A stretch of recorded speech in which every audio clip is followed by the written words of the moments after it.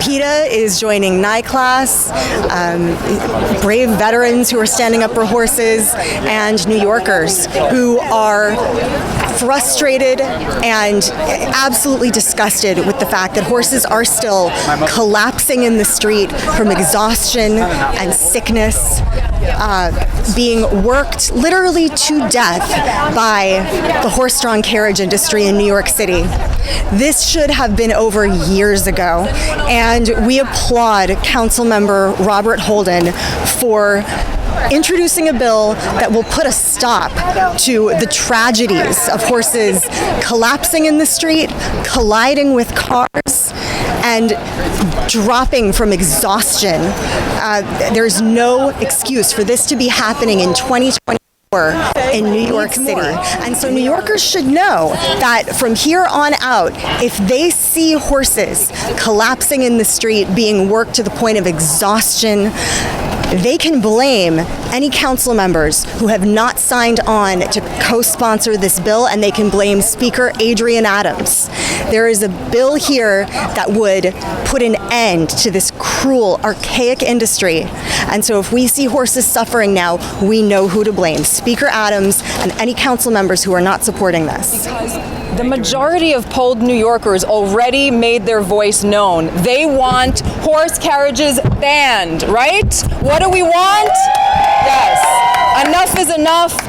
There's a criminal prosecution of this abusive industry happening right now. Before I begin, I want to acknowledge something truly remarkable that's happening here today. Regardless of gender, religion, political affiliation, we're all standing here together for something that's greater than ourselves. We're standing here for something that's right.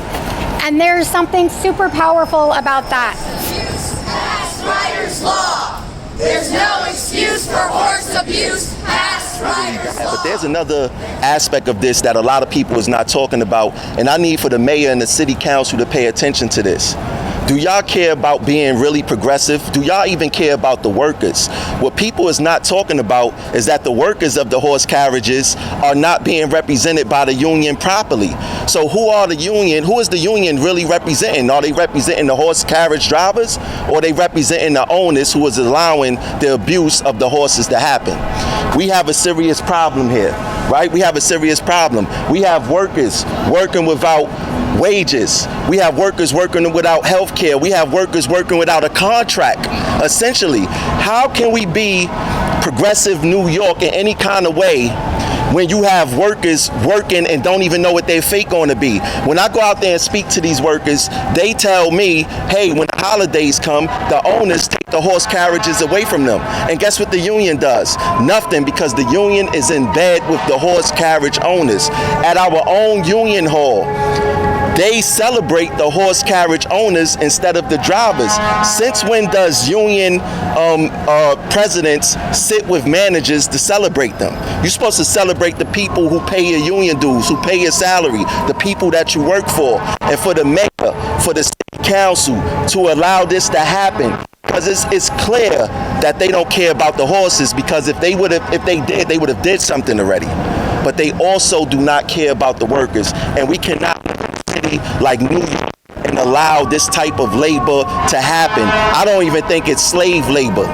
It's some other type of labor going on, but it must stop. These workers deserve fair wages, they deserve health benefits, they deserve workers' comp, and they deserve a union that's going to stand up for them and the horses that they claim is living a good life. And we all know the horses is not living a good life, because we wouldn't be trying to pass a RYDER'S law right now. Richard Davis, this is the person who's allowing the abuse to happen.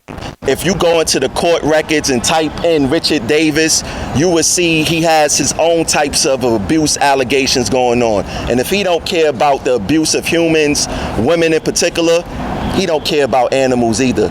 So we got to make this change. We got to make this change on all levels. City council. Pass RYDER'S law. There's no excuse for horse abuse. Pass RYDER'S law. The truth is, our so-called leaders are ignoring the voices of the people of New York City. The very citizens who walk these streets, who see the suffering of the carriage horses every single day, are being disregarded. All of your letters, your calls, your politicians are not listening. RYDER'S Law would finally put a stop to gruesome scenes of horses running loose in New York City traffic, colliding with cars, and collapsing on New York City streets. This crooked, greedy industry works them when they are sick, lame, falsifies paperwork so that they can work elderly horses and pretend that they're much younger than they are. Horses thrown to the slaughter auctions that we've had to rescue. It has to end. City Council, Speaker Adams, Mayor Erik Adams, do what the people want. End the suffering of these horses. So I'm going to introduce one of our strongest supporters in the City Council, who is a fighter for both people and animals and a supporter of the newly revised RYDER'S Law Intro 967. Councilmember Erik Bottcher. Important to note that his district encompasses all of the horse carriage stables. Hello everyone, Erik Bottcher, council member for the west side of Manhattan, from the West Village up to Times Square, and a proud original co-sponsor of RYDER'S Law, the law that would end the horse carriage industry in New York City once and for all. I want to thank two colleagues of mine who've recently signed on, Councilmember Gil Brewer, Councilmember Carlina Rivera. They should be applauded for signing on. What made you decide to become a whistleblower? Whenever you see corruption, I think that, especially if it hurts people, hurts families, hurt anyone, I think that you should speak up. And, you know, that's the only way I know how to do things, is speaking up for the members of Local 100, which are transit workers. That was when you decided to do that, it was while you were at work or after you left? No, at work. I'm still a conductor. She said I was a former conductor. I'm still there. I'm the #1 whistleblower in transit. So, you know, I feel I do what's right that's in my heart, you know. If you stay quiet, nothing go get changed. So, you know, they call it whistleblowing. I call reporting the facts. What do you think about the laws against whistleblowers? Laws need to be upgraded. I don't think that there's enough laws to protect us, because once we start complaining, we get targeted by the company, we get targeted by the union sometime, we get targeted by no matter who it is. But I think there needs to be stronger laws in place. And if there was stronger laws in place for whistleblowers, more people would come forward. No excuse for horse abuse. Pass RYDER'S Law.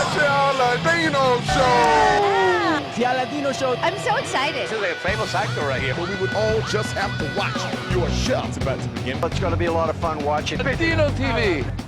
Beautiful. Aladino. Kiss me again. Passion commune.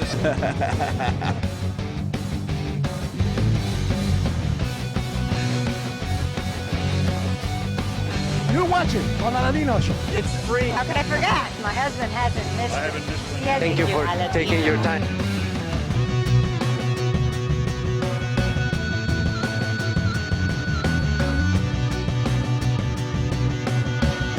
Thank you so much. Hopefully I'll have those shoes on.